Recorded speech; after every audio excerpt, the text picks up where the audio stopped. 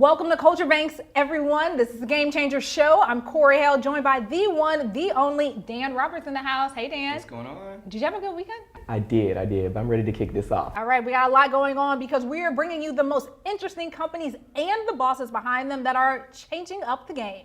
Today we're talking with the founder of Treble FM about his unique approach to shortcast. Then we have Antonio White coming from Beyond Ideas Group, who will tell us how he integrated both public affairs and events. First, though, we have to go through the news that all entrepreneurs should be aware of this week.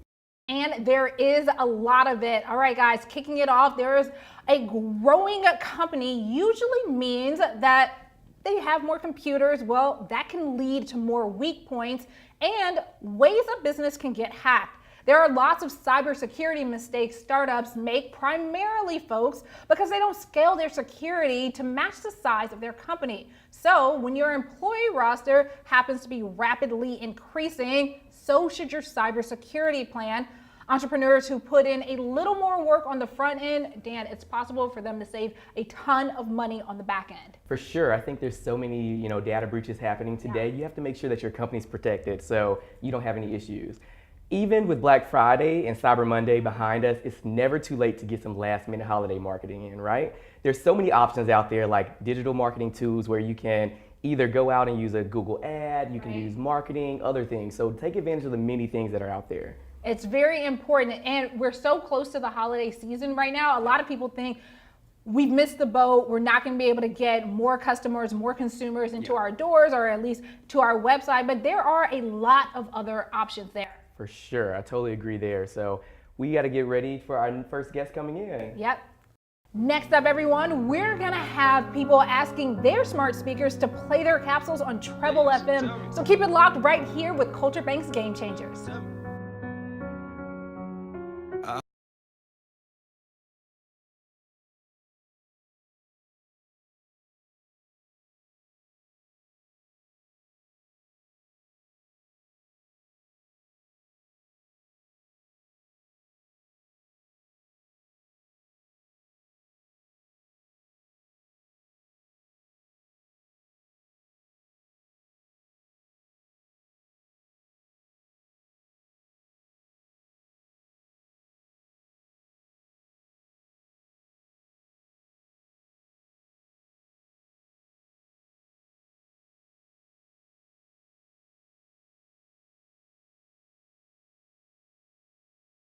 Welcome back to Game Changers. Our first guest can make anyone in the world a world-class shortcaster through putting their content on Amazon or Google smart speakers. Joining us now is Armel Beaudry Kembe from the Treble FM.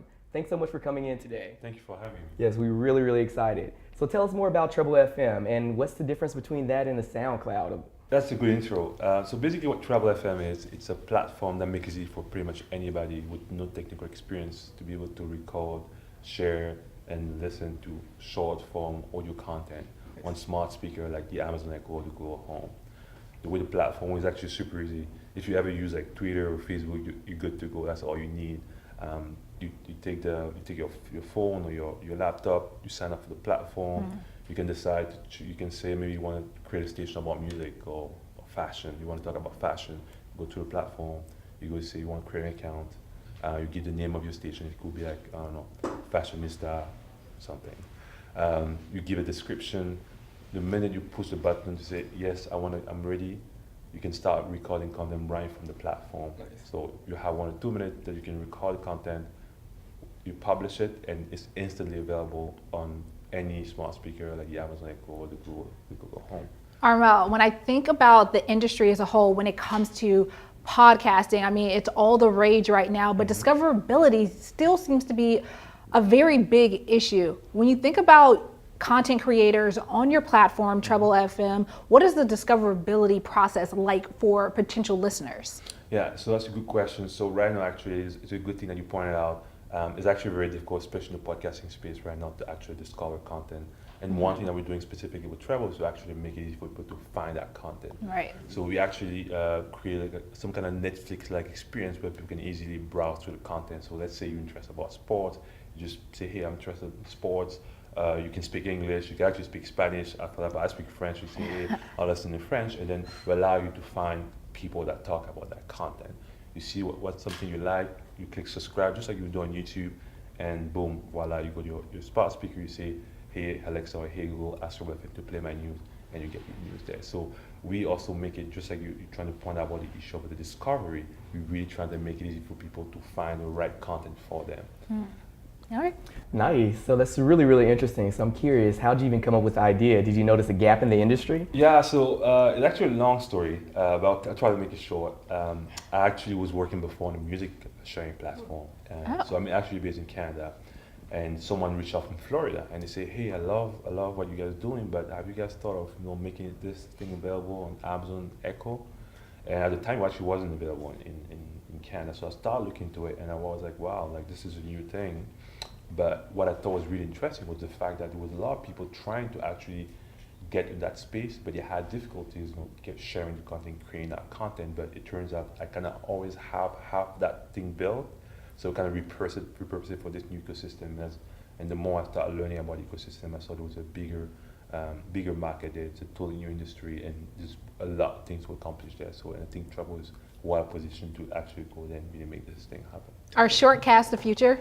It is Not the long form podcast. I mean, I can't really listen to long form podcasts unless I have an hour or two, because I like to binge everything in my life. So I need ample time. But shortcasts, 2 minutes or less, that's the way of the future. That is the future. I think, and the reality is, especially in the millennial generation, people have less and less more attention. So a lot of people, I mean, there seems to be more people seeing podcasts than do it ago, but we can see from the numbers, especially now, that more people want shorter content. So shortcast is the way to go, because the great thing about shortcasting is that it allows people to be able to get a bird's eye overview of the content in a short amount of time. So usually a podcast will be like 20, 30 minutes, an hour.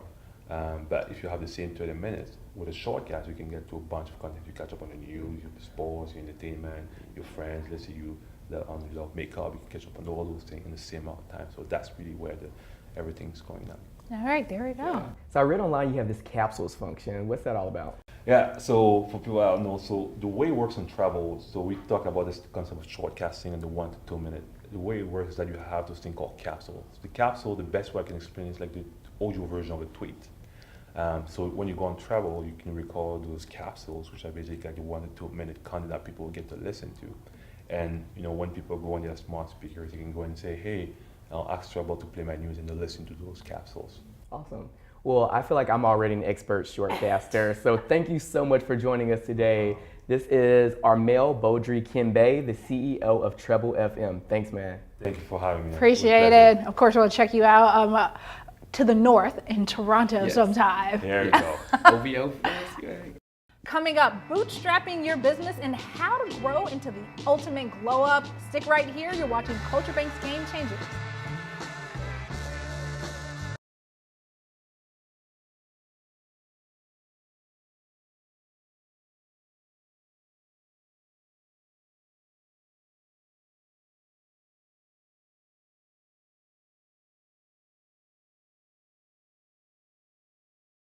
Nowadays, everyone feels like they need to have a venture-backed startup in order to be successful, but our next guest has a different plan. Let's welcome Antonio White, CEO of Beyond Ideas Group. Antonio, it's lovely to have you in New York City. Thanks for having me here. I'm excited. All right. To be here. Beyond Ideas Group. This is really just an experiential sort of platform that really helps entrepreneurs and people that are thinking about getting into the startup business, right? Really sort of explore the options. Yeah, well, so we are a strategic communications and strategic events company, a public affairs firm. So we help elevate brands at the intersection of business, technology, and policy in 4 ways. One through communications and messaging, the other through content development, through strategic event production, and then also through stakeholder engagement to help people solve their problems and put their best foot forward as a company. Our whole tagline is we turn your ideas into achievements, so we take you from idea to actual success, Beyond Ideas Group. I like that. Yeah, so what viewers probably do not know is Antonio is one of my closest friends, and we actually worked in the Obama administration together way back in the day when things were a little bit different. Y'all just better brush your shoulders off. So tell us how you've been leveraging the Obama network to help build your business. Well, it was really great to start my career as a 24-year-old in the Obama administration, first at the White House, and then I went to work for 2 Treasury secretaries first for Tim Geithner and then later for Secretary Jack Lew, who I still have really good relationships with right now. But I started out as like the booking manager and the event producer for Tim Geithner. And so any meeting request came to me, I vetted it, and I made the proposal to him of what he should do along with the rest of the members of our incredible staff. But I also would go out and plan all his trips and his public events.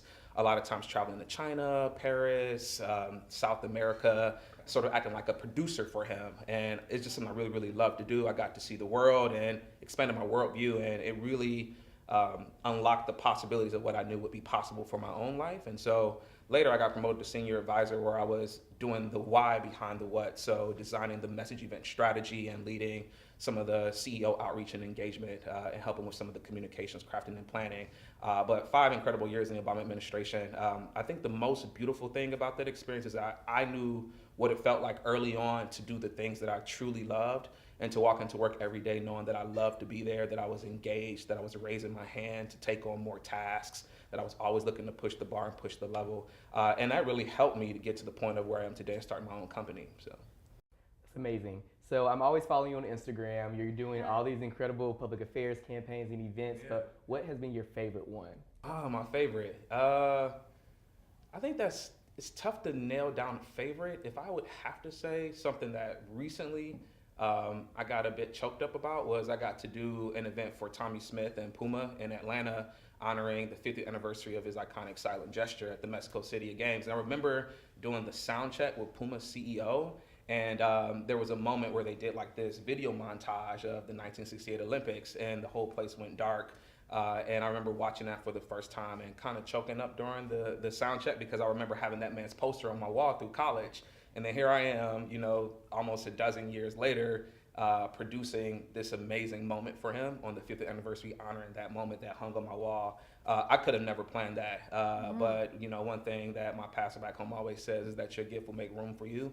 And so I did the work, I put the work in, and they came and saw my work and asked me to do this activation for them. So that was a really great full circle moment. To that. So yeah, you definitely don't need to have a lot of necessary financial backing behind you. You can go forward with the network you already have. Yeah, you can. I mean, my company is a professional services company, and so you do need capital. Right. And so one thing that I did early on is I used my retirement savings from the Treasury. And I was a director at Hamilton Place Strategies after Treasury, where I did econ, financial communications. But I used my retirement savings, and I pitched my aunt and my cousin, and was like, hey, I want to start this company. This is what it's going to do. This is the market that it solves for. Now, my family's from Ohio, and with all due respect, we're very working class people. And so this idea of a public affairs firm that does communications was like a nebulous thing to them. It's like, what is this? But we trust you. You've always succeeded. So we'll put our money behind it. And so I got a $25,000 investment from my aunt and my cousin. I wrote up a contract and a promissory note. I promised to repay them with interest, and I pitched them like they would be like actual investors.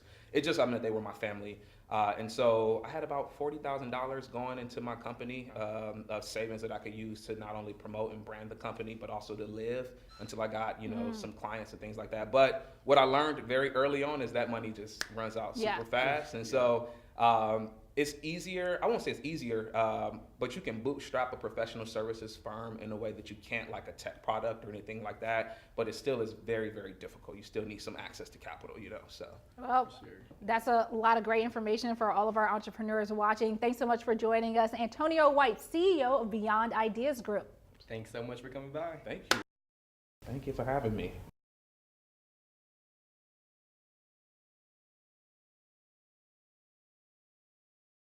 Welcome back to Culture Bank's Game Changers.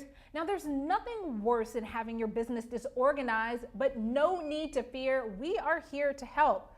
You've got to be using the right tools. So first up, take stock of the apps and platforms you're using in your small business, and then you need to decide if they still meet your company's needs. Secondly, you want to make sure you have a super strong system for managing contact information, so all of your CRM is stored in one place. You could try using a comprehensive customer relationship management system like Salesforce.